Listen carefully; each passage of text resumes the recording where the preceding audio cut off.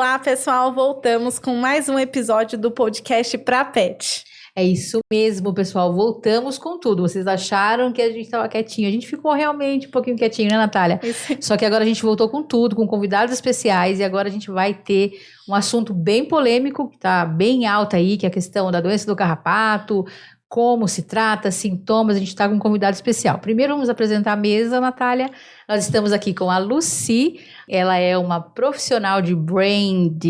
Eu acho que está certo a pronúncia, né, Lucy? Tá Bem-vinda ao nosso Mara. podcast. Prazer, obrigada pelo convite. Estamos aqui também com o Dr. Miguel, da Animal Doctors, clínica veterinária. Ele vai falar um pouquinho também sobre assuntos bem legais do mundo pet. Dr. Miguel, obrigada por estar aqui. Eu que agradeço, obrigado. Vamos participar e vamos curtir um pouquinho com vocês. É isso aí, gente. Para vocês que estão acompanhando a gente, já curte, compartilha, manda já esse podcast para quem tem pet, para quem não tem pet e para quem quer ter um pet, né? Porque o Pra Pet é para todo mundo que gosta, que tem vontade de ter. Ah, eu quero ter um cachorrinho, como eu faço? Mas será que dá trabalho? Será que não dá? Eu vou gastar muito com o veterinário?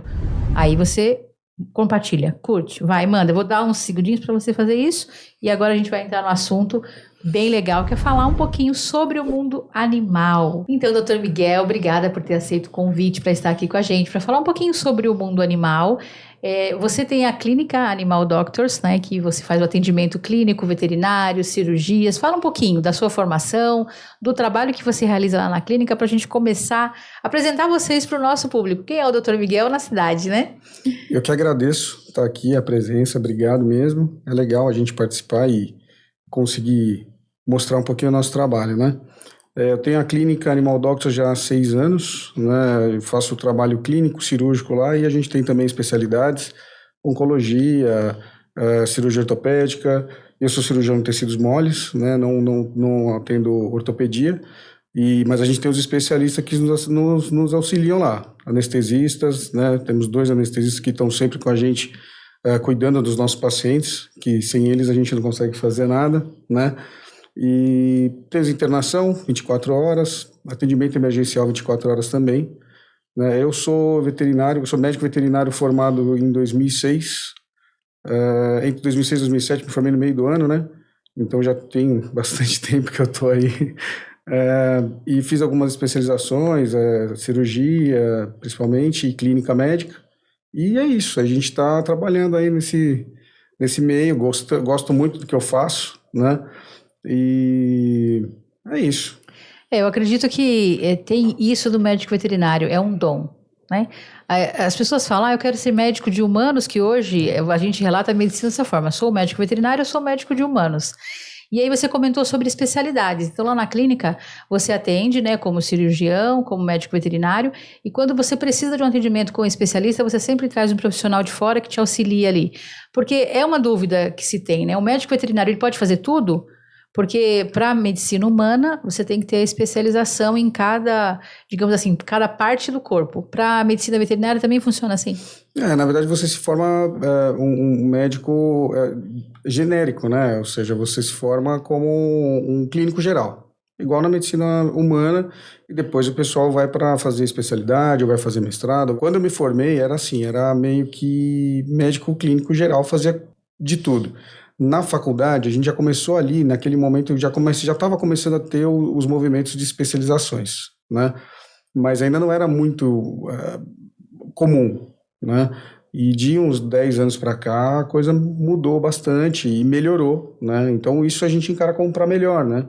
Porque você começa a ter uma medicina mais especializada, você tem cada particularidade de cada doença, né? Eu como médico clínico geral, a gente tem que ter uma noção um pouco de cada coisa, né? Então você tem que saber, você tem que estar se informando sempre para você saber pelo menos um pouco de cada coisa, até para saber qual especialista chamar para aquele determinado caso, né? Então, por exemplo, às vezes você tem um problema com um paciente, um problema de pele, mas às vezes o problema não é a pele, ele tem um problema endocrinológico, né? E aí às vezes se você não souber um pouco de cada coisa, pelo menos de uma forma genérica mais assertiva, né? Você não consegue vincular o especialista correto para aquela área. Verdade. A minha irmã, ela atendeu um animalzinho, um cachorrinho na clínica dela, que ele tinha uma doença de pele crônica. e já tinham feito vários exames em outras clínicas, e aí ela teve uma aula, né, com um professor que ela tirou uma dúvida, tem um animal com essa dermatite e eu tô assim, com essa dúvida, né, e aí ele falou assim, olha, faz o exame nessa área que você falou, na parte que não é fora, né, a parte interna. Aí ela descobriu que o problema era esse. E é uma coisa que a gente como tutor do animal, a gente não sabe, né? Ah, não, o meu cachorrinho tá se coçando muito. Tem gente que fala, porque tá estressado. E na verdade não é. Às vezes pode ser uma coisa interna que tá sobressaindo na pele, né? Sim, pode ser uma coisa, um problema endócrino, pode ser uma psicossomatose, por exemplo. Então, psicossomático. Hoje em dia a gente está tendo muito problema com estresse, depressão, ansiedade nos cães, né? Então, principalmente depois aí de pandemia e todo mundo fica em casa e tal, o que acontece? Os animais depois não entenderam por que o dono dele já não está mais 24 horas por dia com ele, né? Então, a gente está tendo muito caso de paciente que você está tendo que fazer uma adaptação à realidade atual, né? Que voltou todo mundo a fazer cumprir suas funções normais todo dia, né? E eles têm que entender de uma certa forma, às vezes com o uso de homeopatia, floral e às vezes até um ansiolítico, faz parte, às vezes, a necessidade, né? Mas até para isso a gente precisa saber eliminar as outras possibilidades, né? Uma atopia, uma alergia, um problema endócrino, aí você eliminou tudo. O que sobrou? Psicossomático, então vamos tratar a cabecinha dele, entendeu? Colocar ele numa creche, para ele se ambientar com outros animais e diminuir aquele estresse, às vezes é legal. Às vezes adquirir um novo pet, para ele ter convivência com um outro indivíduo da mesma espécie. Porque faz falta, né? Ele às vezes só interage com um humano. E aí faz falta, ele fica meio perdido no lugar dele, no ambiente. Eu sou humano, eu sou cachorro, mas eu não posso sentar na mesa. Verdade, eu não posso comer junto com eles, eu não posso comer a mesma comida. A Natália, ela adquiriu o Luke na pandemia, né, Natália? O Luke, ele foi resultado da pandemia. A gente tinha, como eu já disse no primeiro episódio, para quem assistiu, inclusive, a gente tinha já uma cachorrinha que ela era idosa e todo mundo dentro de casa na paranoia da pandemia, né? E o Luke, ele nasceu em abril de 2020, bem no auge da pandemia. E em junho ele veio para casa. E foi os melhores momentos, todo mundo em casa, com um nenezão daquele. Ai, foi muito gostoso, gente. Até esqueci um pouco de pandemia, porque um filhote em casa, né? Sim, aprontando, fazendo um monte de besteira. Nossa, o Luke, graças a Deus, na verdade, ele não foi aquele cachorro de destruir tudo. Mas ele acordava no meio da noite, no começo, ele dava um pouquinho de trabalho nesse sentido. Era um bebê recém-nascido, né, Natália? Realmente a pandemia, ela teve essa questão, né, de deixar os animais estressados pós-pandemia, que é aquilo que você falou, né, doutor? Eles estavam habituados, todo mundo dentro de casa. Eu tenho um casal de pinchers e eles já são estressados, né, já nasceram estressados, né? Pedrinho muito estressado, muito estressado. E eu percebo isso depois da pandemia. Quando eu saio, ele faz uma carinha que dá vontade de não sair, por conta da companhia. E aí eu percebi que ele passou a se coçar mais, se lamber bastante. E às vezes a gente tem que notar, né? Prestar atenção no animal. E o que aconteceu também muito na pandemia, que até houve pesquisa sobre isso, é que as pessoas começaram a conviver mais com os animais. E aí eles perceberam o quê? Que o animal estava doente. E eles não percebiam porque não estavam em convivência. A partir do momento que começou a conviver, começaram a notar se lamber muito, que é uma questão que pode ser uma questão até física, né? De dentro, como eu falei. Eu falo, doutor Miguel, num palavreado mais comum. Aí depois você fala os termos técnicos. E aí a gente viu que realmente tinha essas diferenças. Eu tenho a vantagem de ter uma irmã veterinária, né? Então qualquer coisinha estranha eu ligo para ela, faço vídeo, tiro foto, olha, o Pedrinho fez isso, olha o cocôzinho dele como tá. Ela calma, não fica desesperada.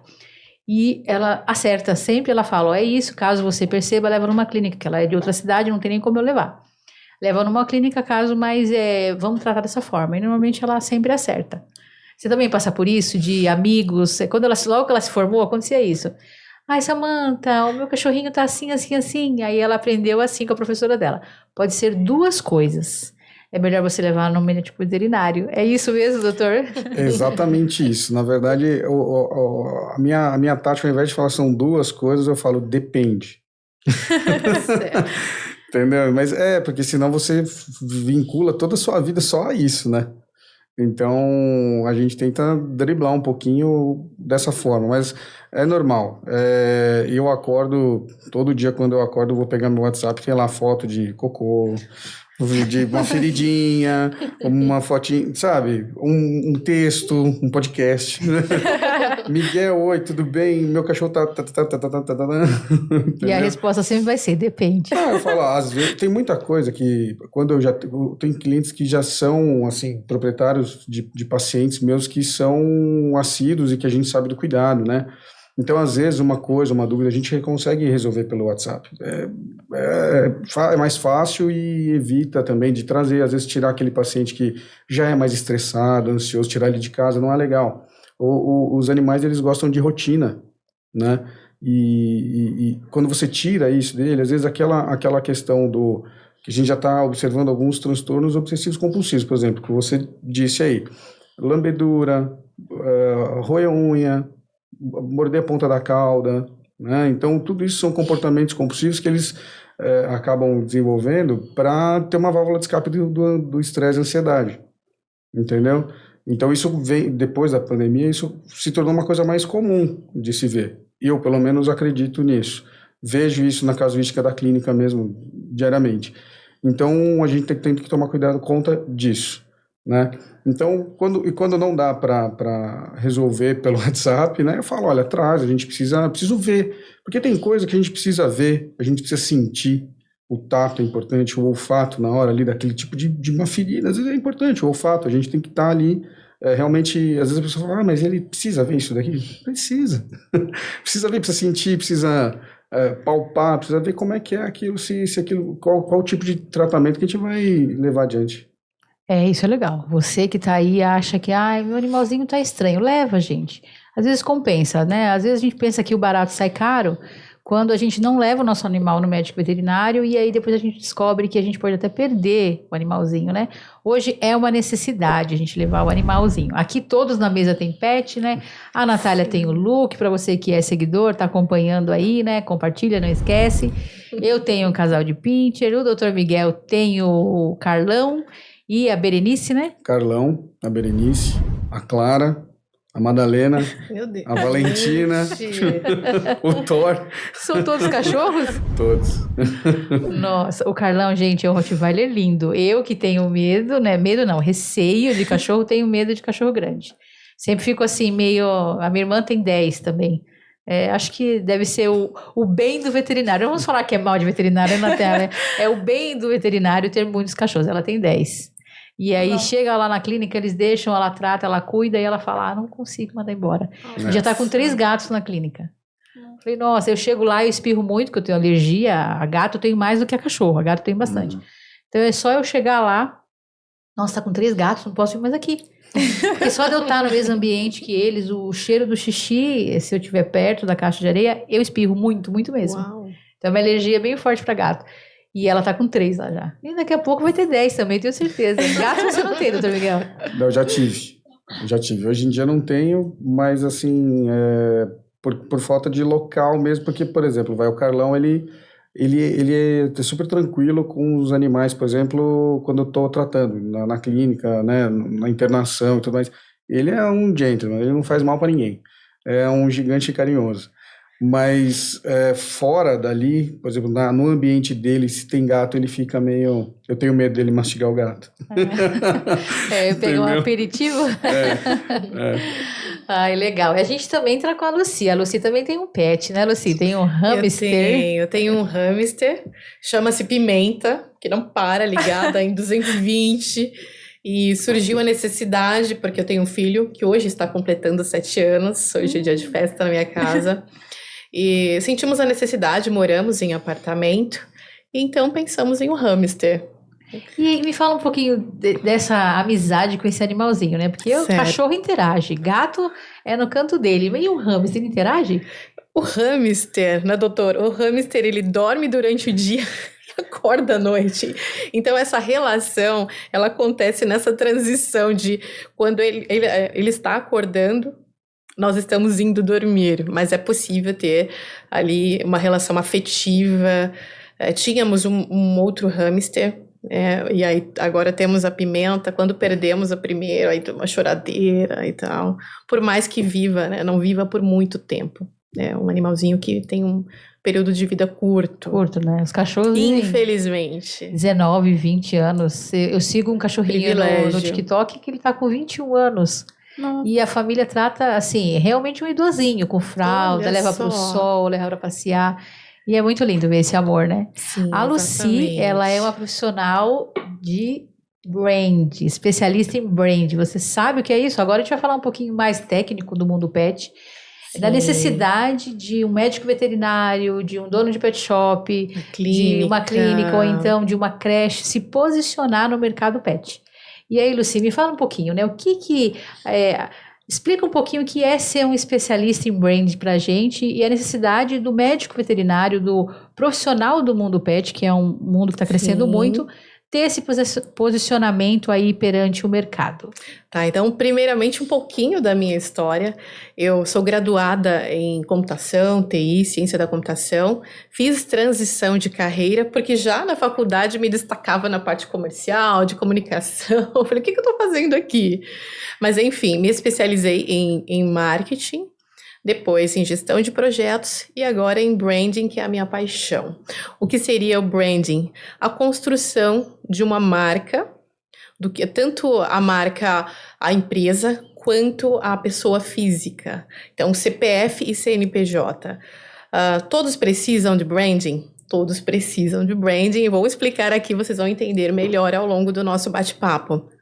Mas o branding é o comportamento, é a fala e a identidade visual de uma marca. Então, quando pensamos em uma clínica, em um veterinário, por que escolher o doutor X e não o doutor Y? Quais os aspectos, o que aquela marca pessoal representa que vai ali dar base para a minha decisão? Então, eu acredito muito que branding é para todos. É a definição daquela marca antes que o marketing venha, né? O marketing vem e faz ali, realiza as vendas. Mas primeiro é necessário esse processo de construção da marca. Tom de voz, como ela se comporta nas redes sociais. Então, com certeza, eu acredito que se aplica ao universo pet. É isso mesmo, né? Doutor Miguel, a gente entende, né? Chega lá no veterinário, você não está nem muito preocupado com o tutor, você está preocupado em atender mais o paciente. Eu fui na sua clínica uma vez, a gente tinha uma reunião marcada, aí chegou um Yorkshire, não sei se você lembra desse episódio, ele estava sem conseguir respirar, e aí você foi fazer o atendimento, e aí demorou o atendimento até porque ele estava bem malzinho, e aí depois eu soube até que ele realmente chegou a falecer. Então, a importância do seu cuidado é sempre com o animalzinho, mas também tem esse cuidado com o tutor e o posicionamento da clínica diante de todas a concorrência também, né? Exatamente. Então, quais são os sinais que o profissional que atua no mercado pet precisa ali emitir para o seu cliente, para o tutor, para as famílias, para que possa confiar, né? Levando em conta a relação afetiva. Então, tem até ontem estive no Pet Point, aqui em Sorocaba, e a proprietária, Fernanda, minha amiga, contou algo muito interessante, que alguns tutores, ao acompanharem o pet, estão ali ao lado, aí começam a colocar a mão até na água, sabe? Para ver a temperatura. De repente, começam a verificar o produto que está usando. Então, por isso que é tão importante que o profissional, a empresa, ali se preocupe com cada detalhe, sabe, visual da clínica, a segurança para o cliente, até mesmo para gerar memória e indicações. Então, o branding faz isso. O branding, ele vem de dentro para fora. Então, ele coloca a marca ali com os seus pontos fortes, os seus recortes corretos, para que o cliente, no caso aqui o tutor, ele tenha segurança em confiar ali o seu animal, a realizar compras, e dá para ter uma relação afetiva com a marca. Esse é o objetivo. E um dos grandes desafios, assim, para o branding é colocar dentro do universo pet, da veterinária, a humanização. Não sair daquela linha de produção. Hoje eu estou mentorando uma veterinária que está em transição de carreira.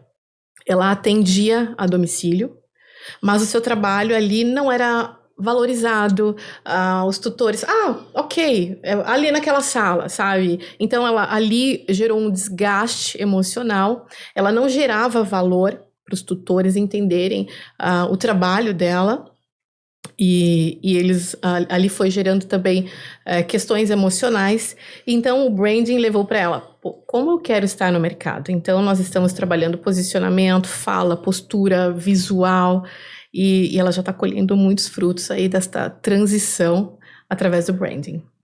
Isso é legal, é importante, né? A gente pensa que é só abrir a clínica, pôr um nome bonito, um logo bem bonitinho. Exatamente, e acabou, né? Mara. Investir ali, então vou investir em decoração, em equipamentos, e aí a confiança e a relação, e gerar fidelização, como trabalhar. Então o branding, ele constrói isso.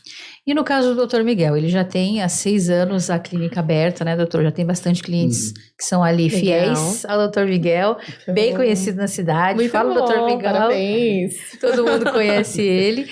E aí, no seu caso, no caso dele, Certo. que ele já já andou assim, né? O caminho das pedras, ele passou um bom pedaço. Sim. Mas já digo que eu preciso, nós vamos marcar. Ótimo, doutor.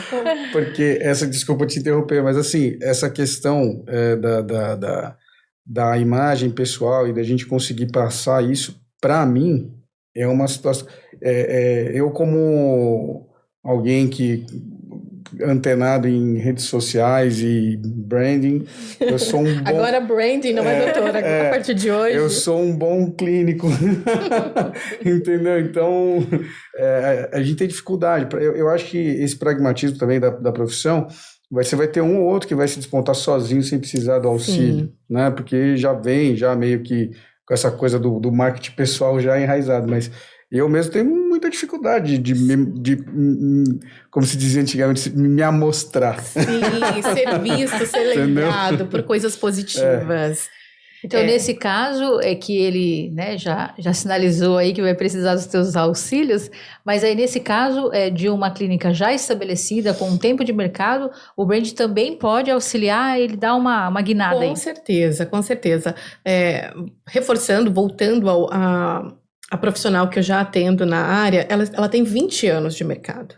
Mas chegou em um momento que agora ela quer gerar uma autoridade para palestras, ela quer treinamento para outros profissionais, como posicionar, porque certamente o doutor tem história, bagagem para compartilhar e levar para outros, gerar oportunidades, gerar valor. Então, uma clínica ou um profissional que já está estabelecido, certamente tem alguns outros sonhos, não é, doutor? Outros objetivos. Então, o branding pega toda essa bagagem e coloca da forma correta no mercado para que ele possa colher estes novos frutos. Legal, isso é muito legal. Desculpa.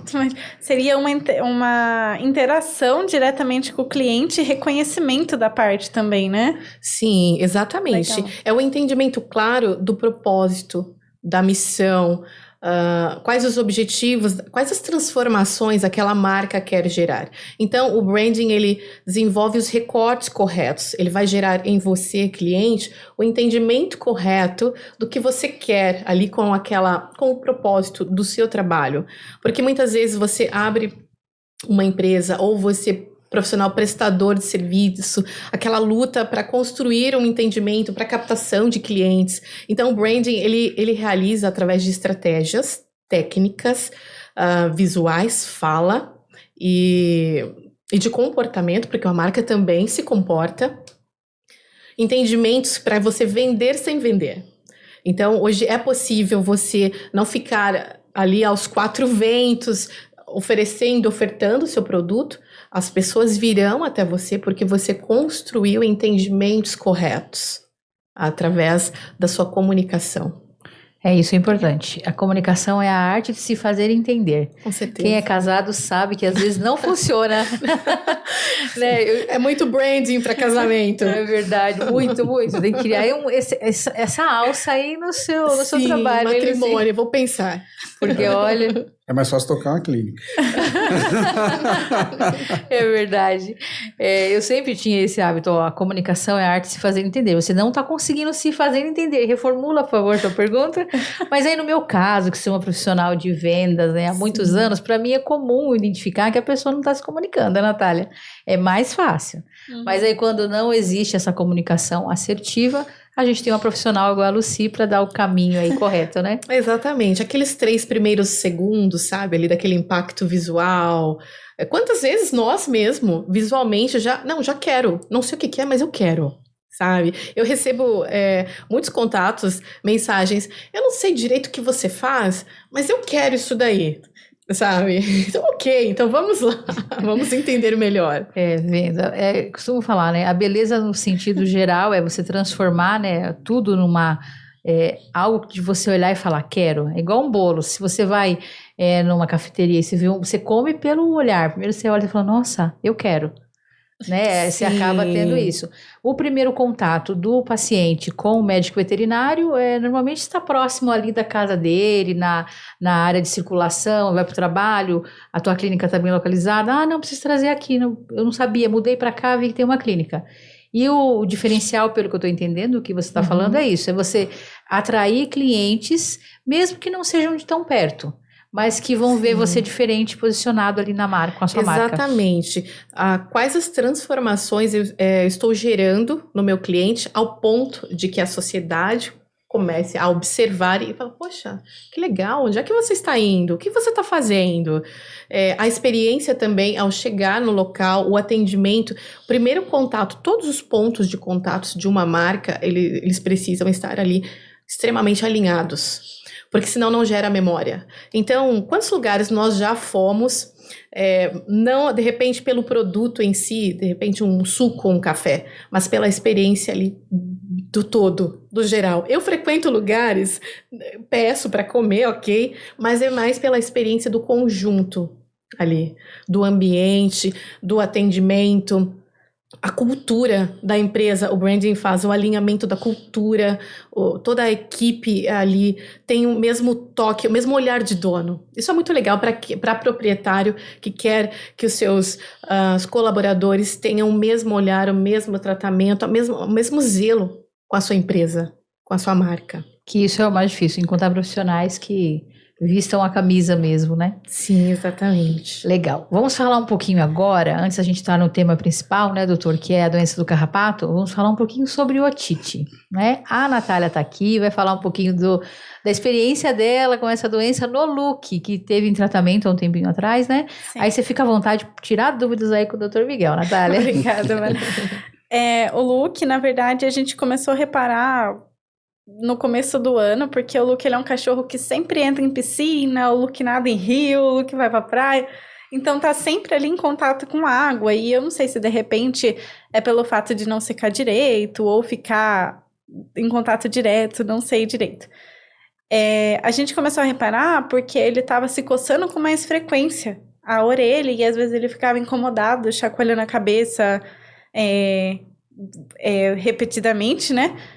E aí a gente chegou a levar ele até o veterinário, fizemos os exames, porque quando a gente fazia a limpeza do ouvido dele, que a gente tem esse costume, tava saindo uma sujeira escura, assim, e a gente começou a ficar preocupado.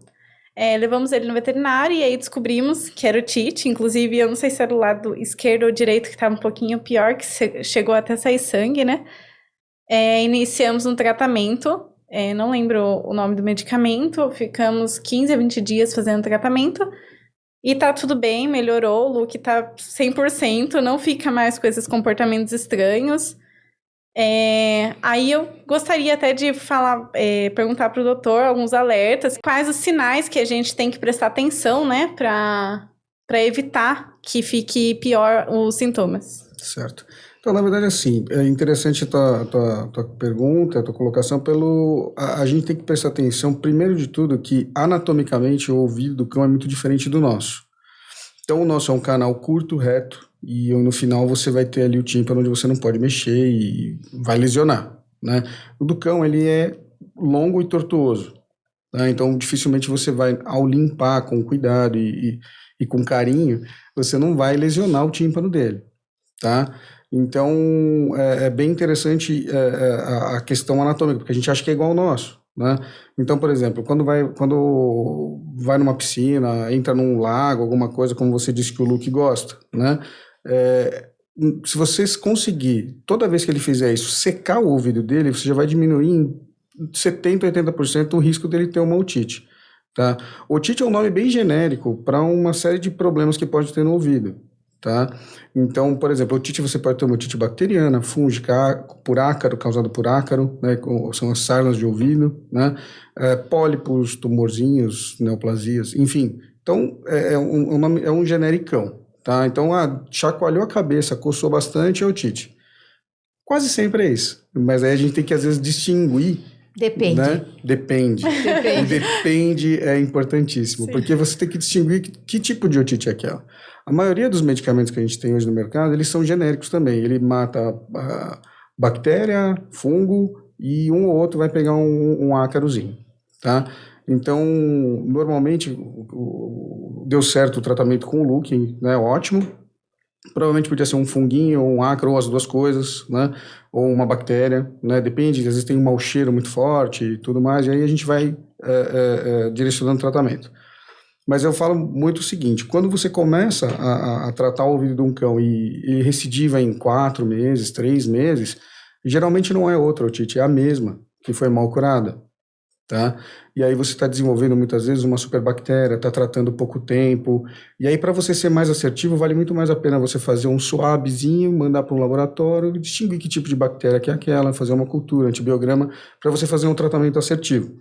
E não ficar e aí às vezes você, só de fazer vários tratamentos, de repente ele torna-se uma bactéria resistente a quase todos os medicamentos que a gente tem no mercado. Né? Isso já aconteceu comigo, como clínico, né? E aí a gente tem que, às vezes, mandar manipular medicamentos, porque aqueles que a gente tem na prateleira já nenhum mais serve, entendeu? Então, assim, geralmente, isso eu aprendi na pós-graduação, e é uma dica muito interessante, que é assim, 3, 4, 5 meses depois de um tratamento de otite, ele está com otite de novo, tem grande chance de ser a mesma bactéria, né, ou o mesmo fungo, enfim, e que está ficando cada vez mais resistente. E aí você tem que tomar cuidado, porque vários tratamentos ineficientes por muitos anos, esse animal corre risco de ter problemas muito sérios, correr risco de tratamentos cirúrgicos ou até perder a audição, entendeu? Mas é isso. E os tratamentos, geralmente eu explico muito bonitinho, eu tenho um diagramazinho ali, um esqueminha na minha mesa que eu mostro como é que funciona o ouvido, mostro para o proprietário e falo, não pinga o ouvido, porque se você contar a gota nunca vai chegar onde precisa, então você tem que introduzir, é meio empírico o tratamento, tá? Então são alguns detalhezinhos que às vezes fazem toda a diferença. Entendi, obrigada. Inclusive já fica o alerta, né, Mara, para quem está assistindo a gente. Verdade. Ainda mais para quem tem Golden, né, Natália? Que eles gostam de água. E mais uma dúvida, doutor. Aí no caso do Luke, ele fez o tratamento, agora ele está super bem. Aí passando esses 3, 4, 6 meses, não volta. Mas aí daqui a 1 ano ele tem de novo, porque ele tem muito contato com água. A gente segue ele, vê lá que ele está sempre em piscina. Essa incidência de sempre ter é por conta do contato com a água, não tem como evitar. Ele sempre, na vida toda, ele sempre vai ter momentos que ele vai ter essa doença? Assim, como no ser humano, você vai ter indivíduos que têm gastrite, um indivíduo que desconta a ansiedade dele na saúde da pele. Então, muitos indivíduos podem ter pontos fracos diferentes. Então, tem um cão ou outro que pode ser o ouvido, um cão ou outro pode ter uma gastrite, às vezes ele vomita uma vez por semana. Aí você tem que descobrir o que está acontecendo, né? Agora, no caso do Luke, por exemplo, está ótimo, ok. Para manter ótimo, toda vez que ele mergulhar numa piscina, brincar de bolinha com água, tal, não sei o quê, enxuga. Ele é um animal de grande porte, né? Um algodãozinho na ponta do dedo, vai até o fundo onde você conseguir e enxuga bem, tira toda aquela quantidade de água que ficou parada ali. Já vai ser um auxílio grande para isso não voltar a acontecer, porque na verdade o que acontece? Como eu disse, as otites podem ter vários fundos, vários inícios, né? por exemplo, animais alérgicos. Eu não sei como que é a vida da pele do Luke, mas, por exemplo, o animal alérgico, às vezes ele tem uma tendência grande a ter problemas de ouvido, porque o ouvido nada mais é do que uma extensão da pele, só que quentinho, úmido e protegido. Então, é o que a bactéria gosta, né? Então, se você tem um animal que possa ter alguns tipos de problema de pele, já sempre cuidar bem da saúde do ouvido para não vir a ter problemas. E quando tiver, tratar rápido, né? E vamos, sei lá, Deus o livre, tenha uma outra otite, algo do tipo, às vezes, se for um curto espaço de tempo, faz uma cultura antibiograma, descobre que bactéria é aquela, né? E aí trata com acerto ali na bactéria certa, com o antibiótico certo, né? No tratamento correto. E nem sempre é antibiótico, né? A gente tem que falar, tem fungo, tem problemas que se você não descobre certinho, vai ficar voltando, tá? Legal. Ótima Obrigada. dica para o Luke e para todos os Goldens que estão nos acompanhando aí. Agora eu também quero perguntar, doutor, sobre vacinação. E aí uma pergunta para a Lucy antes de falar com você. Você vacinou a pimenta? Existe vacinação para hamster? Você já fez isso? Gente, Se você não fez, você vai falar, bronca do doutor Miguel, e ele já vai explicar isso se precisa. doutor, manda ver na bronca, vai. Você não Não. vacinou ela? Não, ainda não. E precisa, doutor? Aí Não. cachorro, gato, a gente sabe que tem um cronograma de vacina, eu quero que você fale um pouco sobre isso. Mas hamster, calopsitas, animais que são, tem um nome, como é que fala? Não são exóticos, são silvestres. Silvestres, exóticos, né? Isso aí. Esses animais, eles têm cronograma de vacinação, como tem o gato e o cachorro? Alguns têm. O hamster, né, a calopsita, como você disse, não, na verdade são cuidados de higiene básicos, né, enfim. Eles podem ter parasitas que a gente pode dividir, né, então esse cuidado, vermifugação, cuidado com a alimentação, é mais um basicão mesmo. Sem bronca, Lucy. Não tem bronca do Dr. Miguel. Tem alguns exóticos que aí sim, né, por exemplo, quem tem às vezes macaquinho ou ferret, né, toma vacina contra a raiva, enfim, mas a grande maioria de animais que precisam ser vacinados realmente são esses que têm maior contato com o ser humano, que é o cão e o gato. E aí, no caso do cão e gato, o cronograma de vacinação... Desculpa, mas sem dizer também dos grandes portes, que daí não é comigo. Que aí já não é tua especialidade, não é muito a minha área, mas eles também tomam vacinas, né? Também tem aí o cronograma vacinal anual tudo certinho. Certo. Aí no caso do cachorro e gato, às vezes as pessoas estão adquirindo um animalzinho agora e as pessoas pensam, na maioria das vezes, é só levar para casa, né? E acabou, não precisa. Aí tem a vacinação contra a raiva, aí tem a V10. Fala um pouquinho sobre esse cronograma e para quem está adquirindo um animal agora e para quem já tem um animal já há bastante tempo, há 5, 6, 10 anos, precisa vacinar todo ano. A V10, por exemplo, eles tomam as 3 doses quando nascem. Aí depois precisa vacinar anualmente? Fala um pouquinho sobre isso. Então, no cronograma vacinal, pelo menos lá da clínica, então a gente tem as vacinas antirrábica, de saúde pública, então a gente precisa vacinar todo mundo que tem uma responsabilidade para tentar a erradicação da raiva, né? Então, por ser uma vacina, uma zoonose de saúde pública, então é bom que todo mundo faça certinho o cronograma, né? Tem as outras vacinas que toma quando é filhotinho também. A raiva é com 4 meses em diante, tá? Nos cães, a V8 ou V10, tá? Hoje em dia já está se falando de um calendário vacinal de 4 doses para o indivíduo filhote e depois os reforços anuais, né? Com relação a reforços anuais, com muitos anos de idade e tal, existe uma questão que muita gente fala assim, já tomou 5 anos, 6 anos, não precisa mais, já teve a imunidade, já vai ter imunidade eterna. Isso, agora o fato é fake, né? É fake. É fake, gente. É fake. Então, assim, porque, na verdade, você pode promover uma imunidade, tem alguns indivíduos que vão ter imunidade de 3, de 4, de 5 anos, sem precisar tomar a vacina. Mas, para você saber disso, você precisa fazer uma sorologia dele.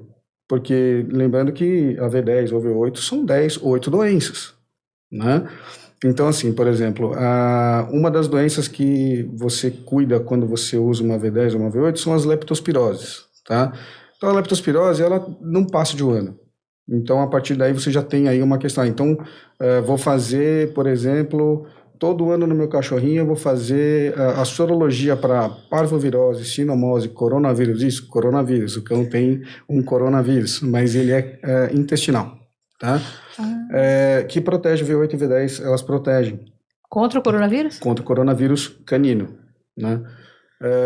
Então, e mais outros vários tipos de doença, hepatite, infecciosa e tudo mais.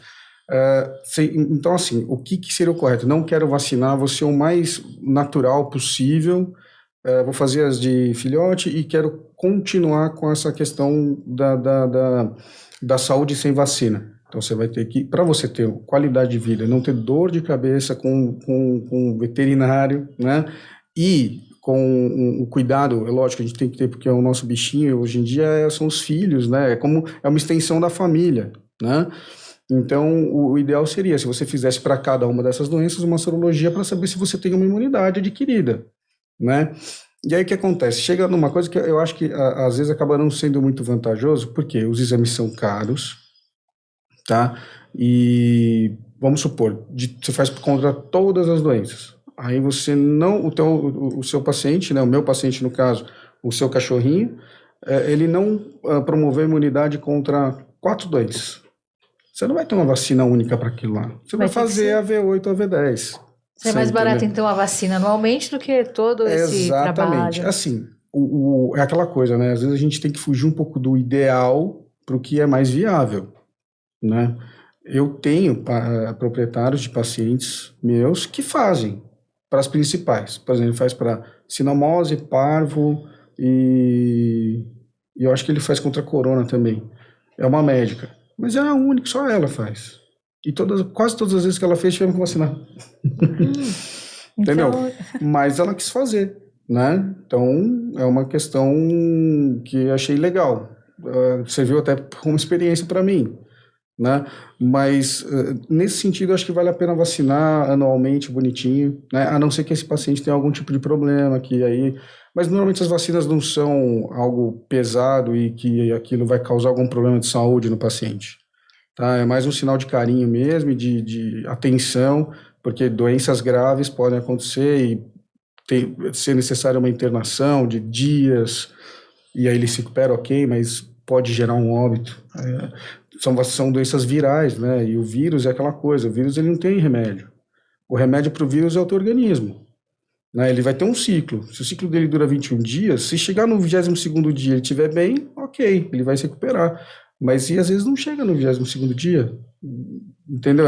Fui meio genérico, mas o vírus é assim, é diferente de uma bactéria. Você vai lá, você bateu nela com o antibiótico correto, você mata ela. Agora, os vírus não são assim, né? Então, é um cuidado importante.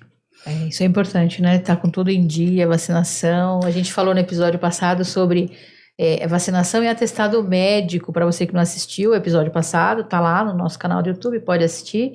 Falamos sobre isso, né, Natália? Na necessidade de você estar com as vacinas em dias, atestado médico em caso de viagens. Agora tá chegando férias de julho, muita gente vai viajar. E a gente comentou no episódio passado a necessidade de ter o atestado médico e estar com as vacinas todas em dias, né? Para que a pessoa possa ter aí essa tranquilidade em viagem. Esse atestado médico, doutor Miguel, ele precisa de quanto em quanto tempo a pessoa... Tá tudo ok com as vacinas, mas ela vai fazer uma viagem ali de 20 dias agora nesse mês de férias. Ele precisa estar com esse atestado válido para essa viagem de quanto em quanto tempo? Tá, então assim, você tinha falado das vacinas, então lá na clínica a gente preconiza a V8, a gente normalmente usa o V8, em ocasiões esporádicas V10, laboratórios, a gente nem fala mais da vacina importada, né? A vacina já é feita aqui, mas com os laboratórios éticos, né? Os laboratórios que realmente cuidam do bem-estar e tem uma metodologia de formular essas vacinas de forma correta. E aí vendê-las também eticamente para profissionais que saibam como lidar. Às vezes a gente vê uma vacina lá numa prateleira. É complicado. Eu estava conversando né? com um profissional sobre isso e ele até comentou comigo, o problema não é a nacional, não é ruim. O problema é o acondicionamento dessa vacina nacional, que tem profissionais que não têm essa preocupação de levar acondicionar em local apropriado, né, que tem que estar ali sempre refrigerada, Depois, para chegar, a minha irmã tem centenas de gelox, né, que é aquele gelo que mantém, para a vacina sair do laboratório e chegar até a clínica dela. E quando chega na tua clínica, também tem que ter um acondicionamento certo, né? Tudo isso influi também no desempenho da vacina no corpinho do animal? Influi, porque na verdade o que acontece, né? Esse traslado do laboratório até a clínica, da recepção até a geladeira, né? Uma geladeira controlada com termômetro, com alarme se cair a temperatura, se acabar a energia, enfim, a gente tem que ter esse cuidado, né? E o que acontece, a gente fala de laboratórios éticos, por quê? Existem laboratórios que vendem a vacina para o público em geral, ou para um dono de uma agropecuária, de um pet shop, não sendo médico veterinário, entendeu? É a mesma coisa de vender uma vacina humana lá, as vacinas para as crianças que a gente dá, eu tenho filhas, enfim, vender ali para qualquer pessoa que queira comprar. Não, eu sei dar vacina, eu que vou comprar. Não, não pode, porque a vacina é boa, mas se ela foi acondicionada de forma errada, ela não vai trazer o benefício, né? E você achou que está vacinado, mas não está, entendeu? Então, e aí a culpa é do laboratório, não é? Ou do né? médico veterinário? Exatamente. Então, tem todo tem toda essa garantia de trabalho, por exemplo. Então, o laboratório vende para mim, sou o responsável técnico pela minha clínica, pela minha empresa, e eu sou responsável, a partir do momento que entrou ali, de acondicionar da forma correta. Inclusive, a hora que chega na clínica, já aconteceu, acho que uma ou duas vezes, você chegou quente. Eu falei, pode voltar. Liguei pro laboratório, falei, olha, aconteceu isso e isso, tal. Na hora. Não, amiga, pelo amor de Deus, nós vamos te mandar outra remessa. Entendeu? Isso é importante, né? O público, em geral, saber, né? Porque a gente, como tutor, a gente só sabe receber amor e dar amor. E quando eles ficam doentes, ficamos desesperados correndo ao médico veterinário. Mas essa parte técnica é importante, né? A gente levar em um médico profissional para que possa não pagar mais barato, que às vezes a gente, não, mas ali naquele agro tá mais barato, e chega lá, não é uma vacina que vai oferecer a garantia, né? Do medicamento. La garantia sou eu, né? É complicado essa, né? Isso não dá, né? Então é isso.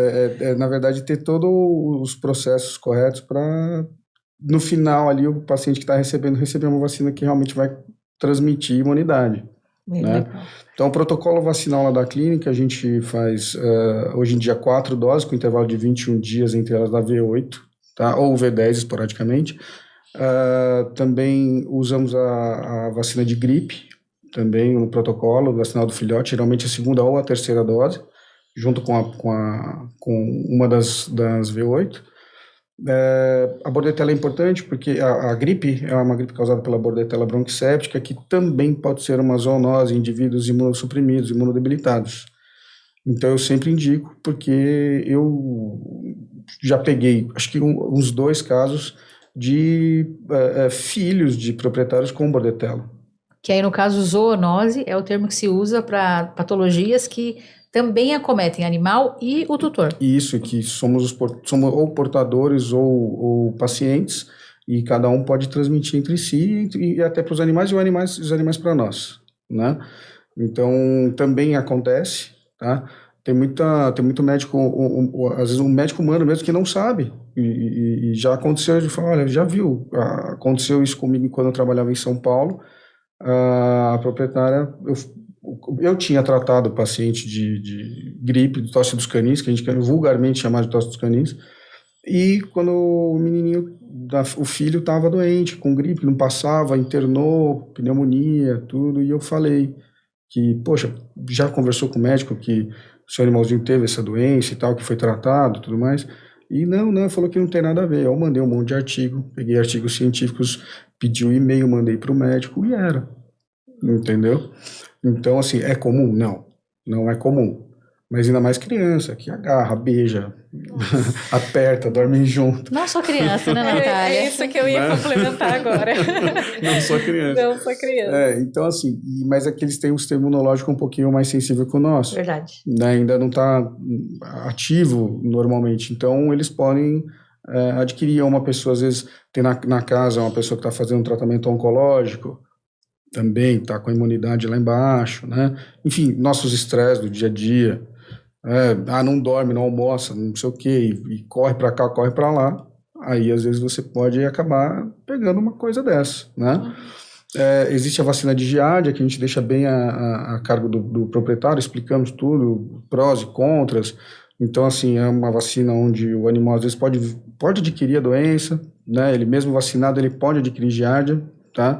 É um protozoário, mas muitas vezes vacinado, ele adquire ela de uma forma mais branda, o tratamento é mais fácil, mais curto, né?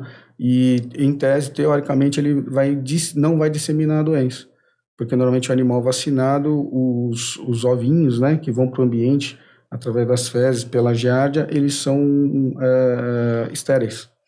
Tá? Então, eles podem estar estéreis, não é 100%, tá? Mas eles podem ser estéreis, e aí você facilita a questão da transmissão no próprio ambiente, até na reinfestação do paciente com aquele parasita. Tá? Porque, muitas vezes, a giardia você trata, depois de um tempinho ele pega de novo, porque aquilo ficou no ambiente. E esses ovinhos são indestrutíveis. Tem um produto que a gente utiliza para... Maçarico. Botar fogo. Essa seria a melhor opção, tá? Mas assim, teoricamente, amônia quaternária, né? Alguns produtos mais fortes, mas que também às vezes vão fazer mal para o paciente. Sim. Que coisa, né? Então ele fica ali grudado no rejunte, fica grudado no tapete, sabe? Então você evita, às vezes, a vacinação ajuda a evitar que ele transmita para si mesmo. Né? E mesmo que ele esteja... E para nós humanos, porque também é uma zoonose também. É um parasita que a gente compartilha. Que coisa, hein? A giardia. Até o doutor falando, então, pelo jeito, a carteirinha do Luke tá completa. Tá legal. As vacinações. Show Obrigada. de bola. Maravilha. Bom, tá aprendendo bastante, né, Lucy? O dia que você quiser ter cachorro ou gato, você já sabe o que você vai passar, né? Ó, eu vou logo te dizendo, logo seu filho vai pedir um cachorrinho, viu? Sim, isso é um caminho sem volta. Eles começam a crescer e agora eu não cruzo mais, né? Os meus cachorrinhos, eu separo no tempo de cio, porque não são castrados. Eu sei que eu já tive de castrado, mas eu tenho medo deles morrerem porque são muito pequenininhos, então eu fico com medo. E aí eles estão lá e eu separo. Nossa, tempo de cio, ninguém tem paz na minha casa. Gente, um no quintal, o outro no quarto, põe na casa de cima, fecha. Toma cuidado. Olha, a primeira vez que o Pedrinho pegou a Maia, foi assim, questão de segundos, que ela conseguiu escapar e ela foi até onde ele estava e a gente escutou aquele grito. Eu falei, fui atropelada. Que nada. Nossa. Eles estavam lá fazendo filhotinhos. E aí, essa interação ali dos dois, eu acabei separando, porque eu não quero mais que eles cruzem, né? Até pegando já o gancho do que a Mara falou, eu gostaria de perguntar também sobre castração. O Luke, a gente castrou ele em janeiro de 2021. Ele estava quase completando 2 anos, né? Eu gostaria que você falasse um pouquinho também sobre castração. Perfeito, você castrou ele na época certa, tá? Então, tem muito mito, tem muita coisa que fala, tem muita gente, precisa ter uma cria, ou, por exemplo, não, tem que castrar muito cedo. Eu atendi um paciente semana passada que foi castrado aos 2 meses, uma fêmeazinha. Então, assim, isso é super prejudicial, porque, na verdade, assim, a gente tem que entender que eles têm uma fisiologia própria, né? E que os animais de pequeno porte, eles ficam adultos com 12 meses, pequeno porte, até 10, 15 quilos, vamos colocar assim, tá? A partir daí, os grande porte, gigantes, o Luke já é considerado grande, né, um animal de grande porte, ele fica adulto um pouquinho mais para frente, ele fica adulto com 18 meses, tá? Tanto é que você pode ver as rações de filhote para cães grandes, gigantes, ela é até 18 meses. Então, eles estão se desenvolvendo ainda. Então, você castrou ele na época correta. Então, eu lá na clínica, o que a gente faz? Eu castro os pequeno porte com 11 meses, 12 meses, tá? Porque geralmente você ainda vai ter um hormônio circulante por mais ainda uns 40, 45 dias. Então, esse paciente vai terminar o desenvolvimento. Qual desenvolvimento? Desenvolvimento pélvico, desenvolvimento muscular, desenvolvimento ósseo, articular. Então, ele vai ser um paciente que muito provavelmente não vai ter problemas osso-articulares por conta da castração. Pode ter por conta do ambiente em que vive, piso liso, escorregadio, enfim, várias outras situações. Uma artrose, quando tiver velhinho, todo mundo tem. Até nós, né? Né? Então, assim, tudo isso daí vai de acordo com o estilo de vida, né? Mas não por conta da castração. E os de grande porte, Então aí você coloca Rottweiler, Pastor Alemão, o Golden, Labrador. Então todos eles, a partir dos 15, 16 meses, você já pode aí tá iniciando o protocolo de castração, né, e tudo mais. Eu falo iniciando o protocolo pelo seguinte, porque não é só vou lá, vou castrar, né? Então, tipo, envolve, é uma cirurgia eletiva, você tem tempo hábil para fazer, não é uma necessidade urgente, né? Então, você vai fazer exames, né? Você vai fazer um hemograma, uma função renal, uma função hepática, você vai fazer um ecocardiograma desse paciente. Por exemplo, lá na clínica, hoje em dia, o Marcelo, meu anestesista, ele nem coloca na mesa se não tem exame. Sabe? Lógico que eu não vou fazer isso, mas se porventura eu tiver um lapso de memória, lapso, né? ele vai olhar para mim e dizer, cadê os exames? Eu falei, então. Ele falou, então não vou anestesiar, porque é aquela coisa, ele é o profissional, eu sou o profissional que faz que faz a cirurgia, que faz a castração, que resolve aquele probleminha outro que está acontecendo. Quem mantém vivo, quem mantém estável, quem mantém saudável durante uma anestesia de qualidade é o anestesista. Né? Então, sempre com um profissional. Muita gente fala, fiz com anestesia inalatória. Não se prenda a isso. Tem um monte de lugar que tem anestesia inalatória e o profissional que não sabe usar. Né? Então, a questão é você ter um profissional capacitado, que é anestesista, que faz aquilo lá como trabalho, como é a vida dele aquilo, ele que vai direcionar uma boa anestesia, que vai ver pressão, vai ver coração, vai ver oximetria, vai ver tudo daquele paciente enquanto ele está lá anestesiado, para nós, cirurgiões, vamos lá fazer o procedimento sem nem se preocupar o que está acontecendo, porque ele está lá para isso, né? Sim. Então, essa é a questão. Então, aí a gente vê hoje muito, infelizmente, né, muitos locais, ONGs, essas coisas que com o intuito, com o texto, com o título de ajudar, arrumando proprietários, parceiros e tudo mais, só que vai lá e castra um cachorrinho com 2 meses. Então, por exemplo, essa cachorrinha, essa paciente que foi castrada com 2 meses, a gente não pode bater o martelo e falar ela vai ter problema, mas ela tem uma probabilidade de ter problemas articulares, problemas ósseos, de desenvolvimento. Ela vai ficar menorzinha, ela vai ficar pequenininha, ela não vai desenvolver como se desenvolveria normalmente, né? Ela pode sofrer com artrose juvenil, né? Que é o que? É a deteriorização das articulações com 5, 6 anos de idade, porque não formou, né? Não teve a formação correta, né? E às vezes cistite, pode vir a ter cistites, porque você vai ter ali a formação, um enfraquecimento da musculatura do assoalho pélvico. Então ela pode ter cistites recorrentes, ela pode vir a ter problemas, por exemplo, com incontinência noturna, acorda molhadinha de xixi, entendeu? Porque não houve o crescimento correto, não deixou os hormônios fazer a função, né, de desenvolvimento, tá? Tem uma outra questão que o pessoal fala muito também, que, mas poxa, eu vou castrar, e a questão natureza, né, e tudo mais. O que acontece? Na verdade, hoje em dia, os cães são membros da nossa família, né? Eu tenho um monte. Mas o que acontece é assim, na natureza, os cães, vamos supor, lá atrás, dos primórdios, enfim, lobos, enfim, a gente tem que pensar lá atrás, né, na questão instintiva e tudo mais.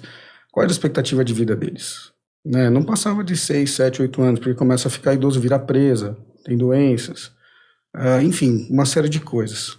E aí você tem uma questão onde hoje em dia os cães vivem 18, 19, 20 anos, né? Mas no ser humano nós temos aí a andropausa, a menopausa, né? Um cão com 15 anos, ele está produzindo hormônio tal qual ele com 1 ou 2 anos, ou até mais, se ele tiver um cistinho folicular, uma coisinha no ovário, alguma coisa, você entende? Então eles vão ter uma expectativa de vida talvez até diminuída se não for castrado, porque eles vão ter uma produção hormonal muito grande, e isso vai poder causar problemas de ordem geniturinária, né, e tudo mais, tumores mamários numa fêmea, próstata, testículo nos machos. Então, hoje em dia, para você ter um animal saudável por mais tempo, com uma expectativa de vida maior e com saúde, eu acho bem interessante castrar na hora certa. É isso aí. Aí você falou uma coisa que eu achei interessante, que eu já vou fazer um gancho para falar com a Lucy. A necessidade de procurar um profissional, né, capacitado, um profissional que trabalha com seriedade no mundo pet é importante, porque tem uma frase que eu tenho visitado algumas clínicas e eu sempre uso essa frase em quadros, né? Não é só um paciente, é o amor de alguém, né, que está sendo ali cuidado, né? E é um amor que excede até o amor de mãe, porque tem gente que está optando ter pet do que ter filhos, né? Não foi o meu caso, eu tive muitos filhos e tenho poucos pets, mas tem gente que está optando. E aí, nessa questão, antes da gente entrar no foco principal, que a gente vai falar agora já sobre a doença do carrapato, esse posicionamento da marca, esse desenvolvimento do brand dessa empresa, ele consegue alcançar também esse tipo, destacar o profissional pela qualidade de serviço que ele oferece no ambiente, sendo um médico veterinário, sendo um dono de um pet shop, ou de um hotel, uma creche para cachorro, que é o nosso tema principal aqui, que é o mundo pet. Tem essa capacidade, essa ferramenta que é o desenvolvimento de um brand? Exatamente isso, Mara. Você entendeu muito bem do que se trata. O branding, até linkando com a veterinária, penso que um dos pilares para a veterinária é segurança. É a palavra segurança. Então, ao desenvolver essa marca para este veterinário, para esta clínica, trabalhamos pilares. E a segurança, a confiança, tudo isso tem que estar alinhado na comunicação. Como mencionei no início, em todos os pontos de contato da marca, equipe, visual, a identidade visual, sim, ela fala muito, a tipografia, texto, como a marca escreve, se eu recebo um documento, se eu recebo manual de cuidados, ali tem segurança. As palavras corretas, ao receber aquele documento, ao estar naquela clínica, como é a comunicação, como é a presença daquele profissional dentro na internet, por exemplo. Ali tem confiança. Então, o branding até parece, poxa, é muito superficial. Mas não, ele toca as emoções. Tanto nós somos Love Brands Inspiração, porque é um nome técnico, as pessoas têm relação afetiva com a marca, elas evangelizam aquele profissional, aquela clínica, ali eu confio, eu entrego o meu animal, porque ali tem amor envolvido.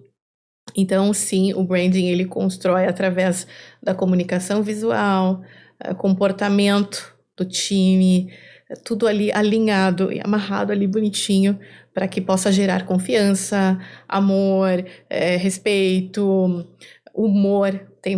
Ali também é possível trabalhar humor, ser uma marca divertida, um ambiente divertido, todos os pontos visualmente ali tem humor, tem diversão, ambiente agradável, experiência.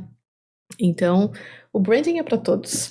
Com certeza. E para o mundo pet, né? Porque agora a gente trouxe certeza. essa novidade aí para o nosso podcast. A gente sempre vai trazer um profissional que trabalha ali, né? Junto com o profissional médico veterinário, que é acho que é uma das mais bonitas profissões que se tem, né?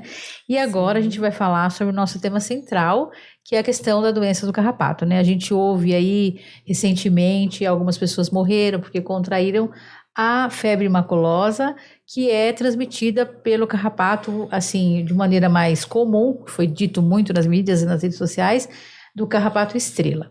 Aí, primeira pergunta, doutor Miguel, para a gente entrar no assunto. A doença do carrapato que acomete os pets é a mesma doença que essas pessoas que foram contraídas por este carrapato estrela? É o mesmo carrapato? É a mesma doença? É uma zoonose?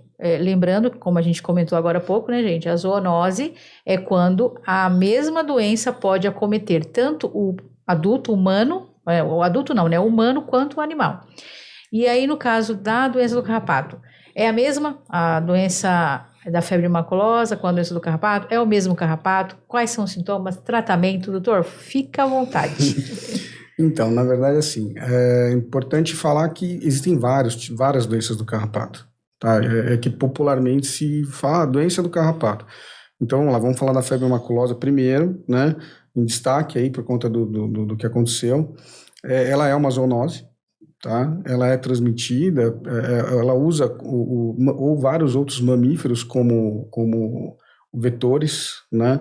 Então, o carrapato estrela, que é o Amblioma cagenense, é um carrapato super comum em cão, em equinos, em bovinos, em antas, em capivaras, enfim, mamíferos. Muita gente. Tá? Muita gente.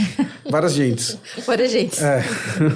Então, ele acaba sendo difundido e geralmente, ao contrário de outras doenças do carrapato, que tem o seu pico aí, geralmente no verão, né, por conta do aumento do número do próprio parasita, né, ela, pelo que eu já andei dando uma lida e dando uma estudada, enfim, ele é mais comum no período frio, tá?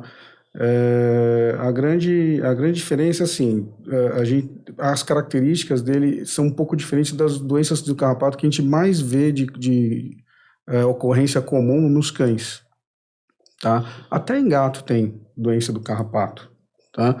Mas depois eu falo um pouquinho rapidinho sobre algumas.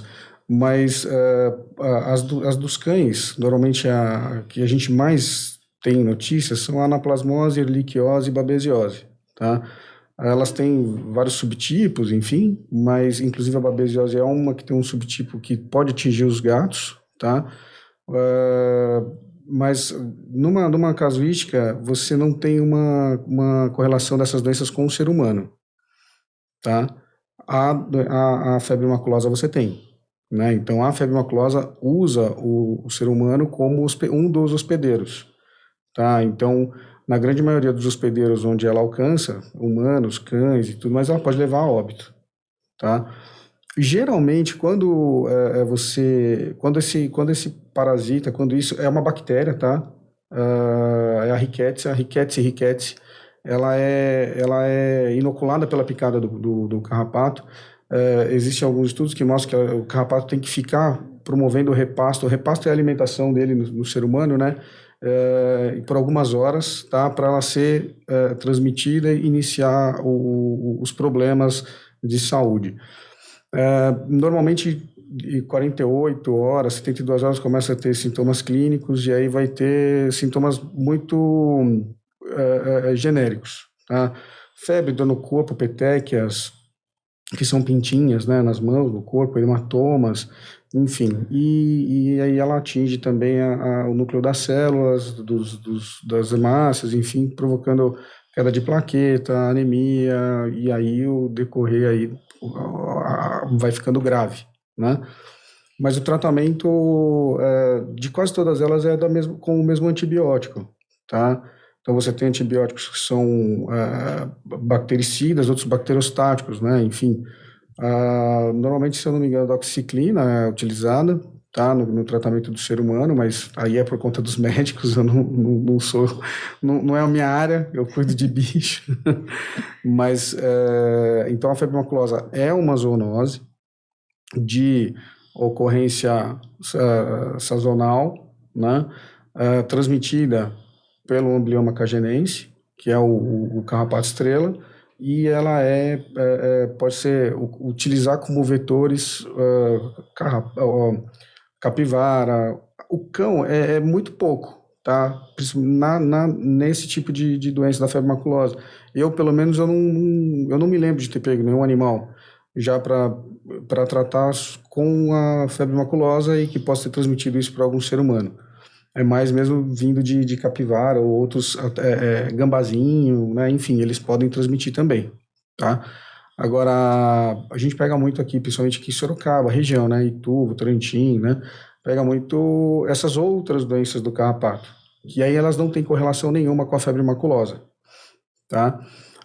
Que daí é erliquiose, babesiose, a hemobartonelose, que é dos felinos, que é o micoplasma, e a anaplasmose, tá? Então, são todas doenças tratáveis, curáveis, né? E geralmente o tratamento tem algumas particularidades em uma ou outra, né? Mas geralmente gira da mesma forma, tratamento de mais ou menos 30, 40 dias. E aí, isso é importante, né? As pessoas saberem, né? Que não tem essa correlação entre as duas, porque todo mundo acha, ai meu Deus, vou achar um carrapato, é um carrapato estrela. tá no meu cachorro. Ainda mais com a mídia toda agora, né? Porque foi, né? Acho que teve Sim. 3 ou 4 mortes, né? Sim. Por conta desse. E todos foram contaminados no mesmo local, né? Numa chácara aí, eu não me lembro a cidade. Mas a gente até trouxe esse assunto da doença do carrapato justamente para as pessoas entenderem, saber um pouquinho mais. E aí, quais são os primeiros sintomas que eu posso identificar, doutor, que o meu animalzinho... eu não vi que ele estava com carrapato, né? Vou falar de uma pessoa que não viu, não notei que ele estava com carrapato. E quais são os primeiros sintomas que podem parecer para mim que é uma doença do carrapato? No caso da febre maculosa, então a gente deixa ela de lado um pouquinho porque ela não tem uma casuística tão grande, tá? E uma particularidade entre todas elas é o seguinte: a grande maioria das espécies de carrapato, Amblyomma cagelense, rifocéfalos sanguíneos, enfim, são vários, tá?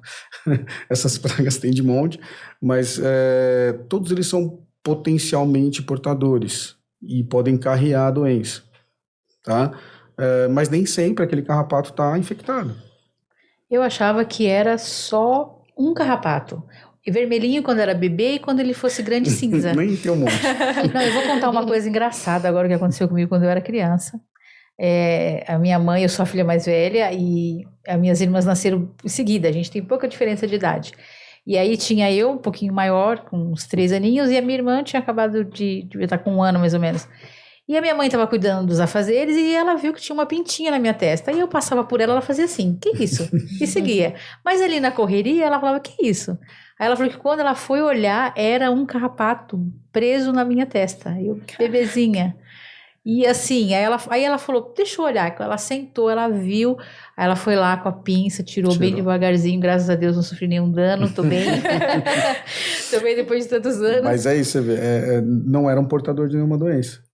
Porque eu não tive nada, e mesmo que eu tivesse, né, isso aconteceu há poucos anos, gente, há poucos anos atrás, não se tinha muito conhecimento. Então, porque assim, às vezes a gente pega muito paciente lá, que às vezes a pessoa achou na rua, ou mora num sítio, às vezes o cara fica longo tempo sem ir no sítio, quando ele vai lá pro cachorro dele cheio de carrapato, ele traz, vamos fazer o exame e tal, às vezes nem é o momento de fazer o exame, porque, como eu falei assim, na febre maculosa, você vai demorar para ter início de sintoma, início de bacteremia, que seria a bactéria circulante, né, e tudo mais, 48, 72 horas, né? Agora, nas outras doenças do carrapato, que você pega erliquiose, babesiose, enfim, você tem períodos em livro, na literatura, de até 3 anos de incubação, que é o período que a doença fica subclínica, onde o sistema imunológico do paciente, se está legal, se está bem, ele controla essa doença. E então, assim, tem muita... Não, Miguel, imagina, não é. Pode fazer o exame, mas não é. Mas quanto tempo que você não vê um carrapato dele? Nunca vi. Então, às vezes ele usa produtos que controlam o carrapato, tem de comprimido, tem de pingar na nuca, enfim...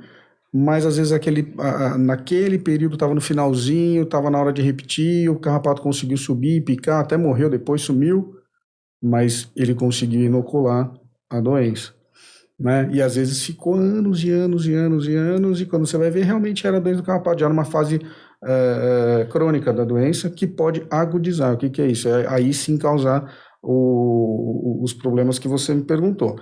Que seria assim, o que a gente tem que tomar cuidado e perceber no paciente que ele possa que a gente pode desconfiar da doença do carrapato, né? Ou de uma babésia ali, que enfim, qualquer uma delas. Primeiro de tudo é saber se algum dia viu carrapato no paciente, né? Então já ficar meio, né, olha, vamos ficar de olho, né, e tal. Às vezes quando acha eu falo, daqui uns 2 meses, se nada acontecer, a gente tira faz um hemogramazinho, vamos dar uma olhada, vamos só não deixar isso passar, né? Porque ali no momento, se fizer na hora, não gastar dinheiro à toa, fazer exame. Às vezes, um exame é sempre legal fazer, vamos dizer assim, mas não para essa finalidade, não para saber se o carrapato causou algum problema. E aí, então, esses pacientes são pacientes que podem ter febres esporádicas, sabe? Isso antes dele ficar doente, ficar realmente doente. Então, febres esporádicas. Eles podem ter hematomas, então você pode identificar hematoma no corpo do paciente, e às vezes ele está normal, mas você identificou, nossa, vi um hematomazinho aqui. né? Petecas pelo corpo também, pintinhas, letargia, né? Ficar menos ativo, querer brincar menos, né? Aí no outro dia tá tudo bem, aí depois na outra semana mais uns 2 dias meio letárgico.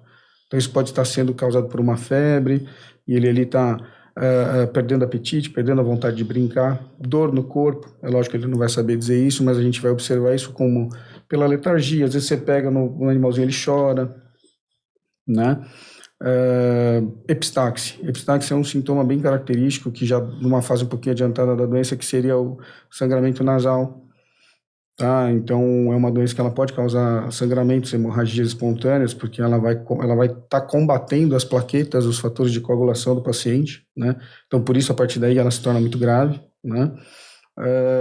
Então, é basicamente isso. Então, letargia, anorexia ou hiporexia. Por exemplo, aquele cachorrinho comia 200 gramas de ração por dia, está comendo 50, sabe? Está estranho. Às vezes, um cocôzinho normal, mas como um pontinho de sangue. Sabe? Isso também é uma coisa que tem que chamar atenção. Então aí tem que dar uma olhada, ver se os vermífugos estão em dia, se está tudo em dia, vacina em dia, opa, está tudo em dia, o que a gente faz? Então vamos investigar, né? Aí você faz um exame de sangue, esse paciente vai ser examinado por um profissional, né? Enfim, por mim, de preferência. Animal Doctor, gente. Animal Doctors. E aí vai ser examinado. E aí a gente vai ver, vai identificar, por exemplo, linfonodos infartados, linfonodos aumentados de tamanho, que são essas ínguas, né? Então o cão, ele pode ter, a gente pode observar isso bem as submandibulares, né? As axilares, inguinais, poplites, que fica atrás da perna, de trás, tá? Das perninhas traseiras. Então você começa a ver, às vezes você pega um paciente que tá tudo bem, o dono fala, tá tudo bem, de vez em quando ele tosse um pouco, ele dá um cocôzinho estranho, aí você vai pôr a mão nele, ele nem com febre tá, mas ele tá com todos os linfonodos aumentados. Então você fala, olha, algo de errado não tá certo, vamos investigar, né? Vamos procurar saber o que tá acontecendo. E aí às vezes a gente faz um hemograma, aí vem plaqueta baixa, tudo mais. Isso é um sinal de doença do carrapato, não é um atestado de doença do carrapato, o hemograma. Ele só vai me dar um possível sintoma. Aí nós vamos ter que procurar com exame de PCR, com exame de sorologia, né, para investigar, para saber qual você está tratando, para tratar da forma correta também. Porque entre eles tem algumas pequenas variações no tratamento, que daí é o profissional ali que vai saber dizer como fazer. É bem técnico, né, para identificar e também para a gente poder saber. Não dá para, nesse momento de médico e louco, todo mundo ter um pouco, né? Nesse momento não, porque é uma doença bem técnica para ser descoberta, né? Dá para desconfiar, né? Aí é que vem, né? A observação do paciente, né? Você tá junto do seu cachorrinho, não só oi, tchau, dar uma ração, né? Mas saber, passar a mão, isso faz toda a diferença, né? Você identificar, viu, nossa, acho que ele emagreceu um pouco, né? Já é alguma coisa. E por aí vai. Fui brincar com ele e peguei a bolinha que ele adora e ele não quis. Por que será? Né? Então são coisinhas, são pequenos sintomas bem subjetivos que, pela doença não ter sintoma clínico específico. Entende? Ela pode dar até artrite. Nossa. Entendeu? Então, assim, é uma gama de sintomas muito grandes. Só que nem todo paciente vai apresentar todos. O paciente vai ter 2 sintomas, outro que vai ter 3, outro que vai ter todos. Imagina. Entendeu? Então, é meio que assim, a gente vai pelo que a gente imagina, né? E aí você vai confirmar aquilo com o exame. E aí, uma vez descoberto que esse animal, tá? O tratamento é feito na clínica ou ele pode ser feito em casa? Como é que funciona? E existem sequelas também, doutor? Caso esse animal já esteja num caso mais grave, como é que vai funcionar esse tratamento e se vai ter sequelas depois dessa doença? Muitas vezes, essas doenças são doenças que a gente pega num exame de rotina, num check-upzinho que o proprietário vai fazer, num pré-operatório. Daí você aborta a cirurgia, se for possível abortá-la, né? Às vezes não é uma coisa muito grave, enfim, mas a grande maioria das vezes você aborta e trata, né? Porque daí você vai identificar, vai correr atrás, identificou o problema e trata. Sendo num momento desses, onde foi um achado laboratorial, o animal não está nem com sintomas, você trata em casa, super tranquilo, né? Normalmente eu, pelo menos, trato por 35, 36 dias, tendo as suas variações. Já teve pacientes, a minha cachorra teve babesiose e teve que ser tratada por 60 dias.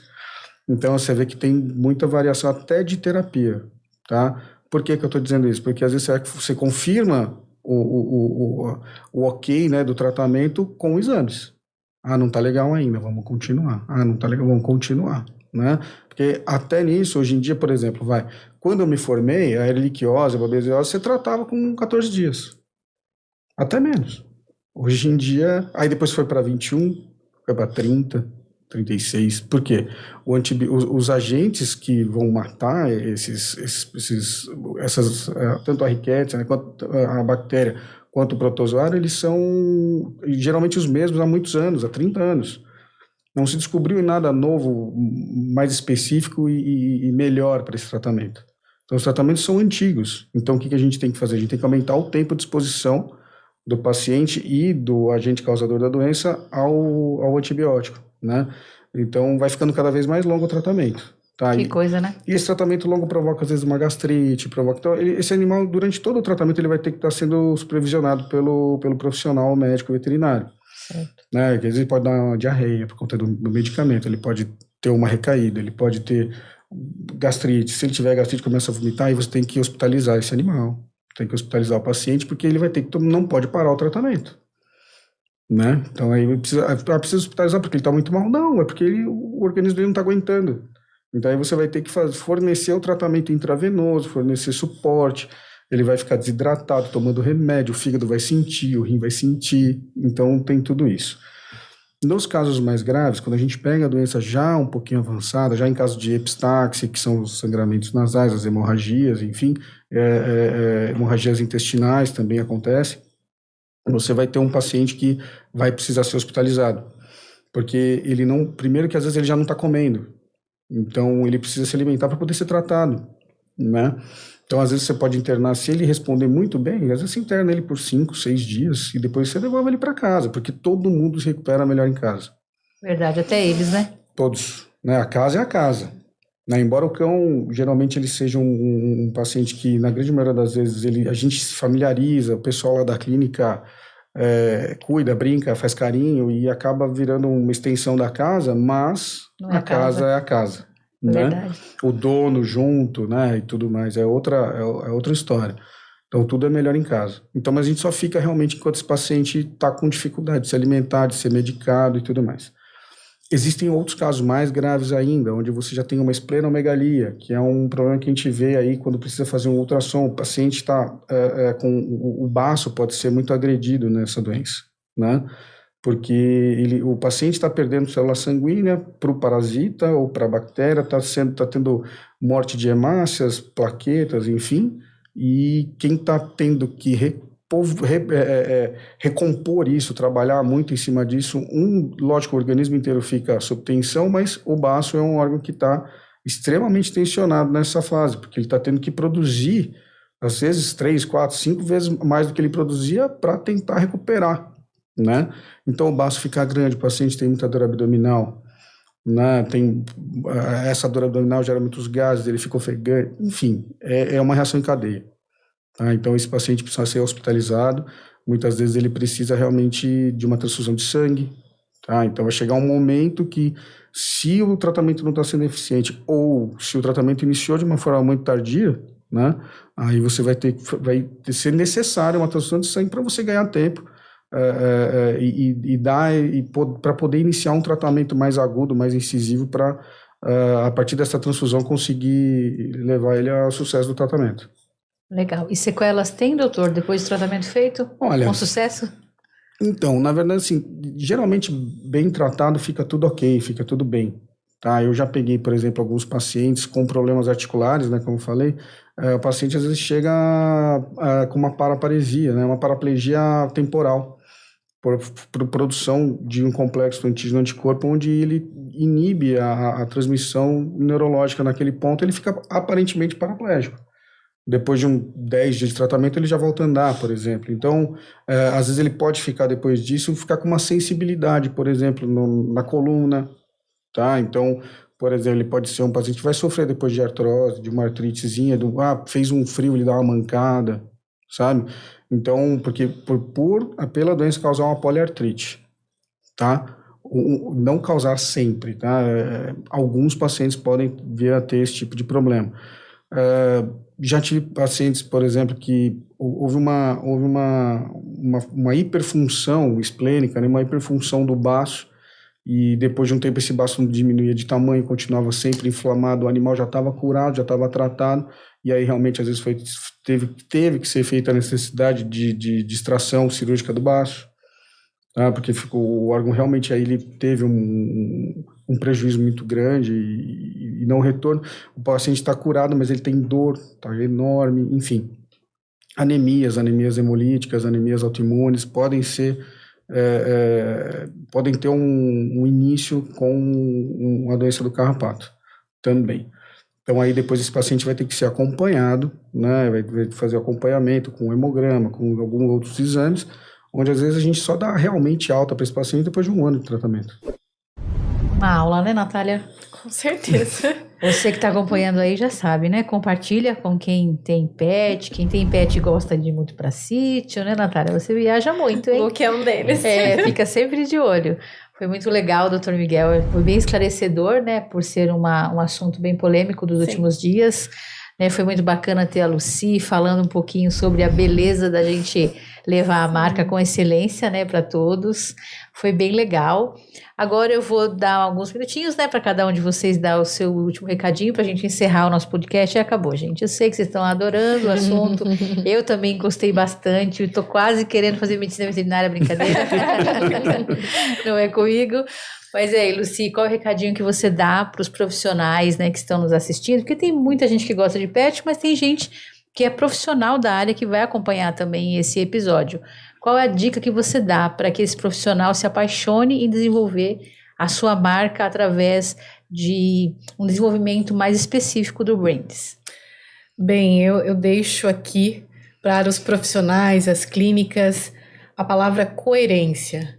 Que a sua marca esteja alinhada com o que você acredita, com o seu propósito de profissão, de missão e de cuidado aos animais. Que ela possa estar alinhada, a comunicação dessa marca esteja alinhada com a sua missão dentro do universo pet. E se precisar desse processo de construção, estou aqui, é só entrar em contato, nós auxiliamos a construir uma marca memorável e afetiva com os seus clientes, enfim. E você, doutor Miguel, qual o recadinho que você deixa aí para os nossos telespectadores, ouvintes, também para o Spotify, né? Então, quem estiver aí nos acompanhando.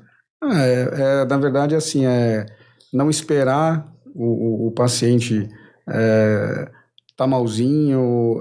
A gente tem que primar hoje em dia, que eu converso muito com todos os proprietários dos pacientes, falando muito sobre a medicina preventiva, né?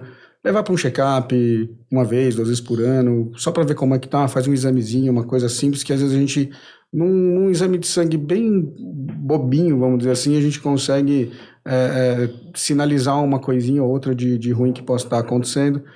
Às vezes não esperar quando aparecer uma coisinha, porque um probleminha, muitas vezes ele é só um probleminha, e aí depois ele vira um problemão, quando você arrasta aquilo e demora e tudo mais.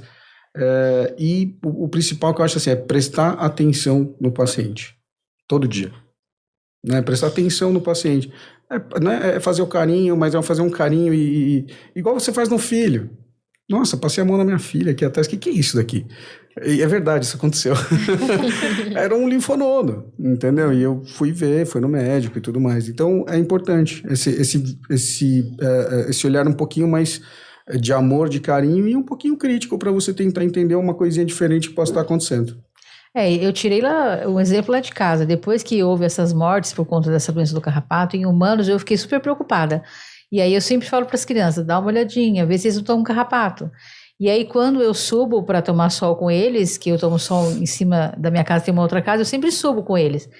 E aí eu falo, vamos tomar sol? E eles vão muito rápido, sobe a escada, e o Pedrinho, ele volta para ver se eu tô indo. Eu falei, calma, que eu tô subindo devagar, não tenho mais 15 anos.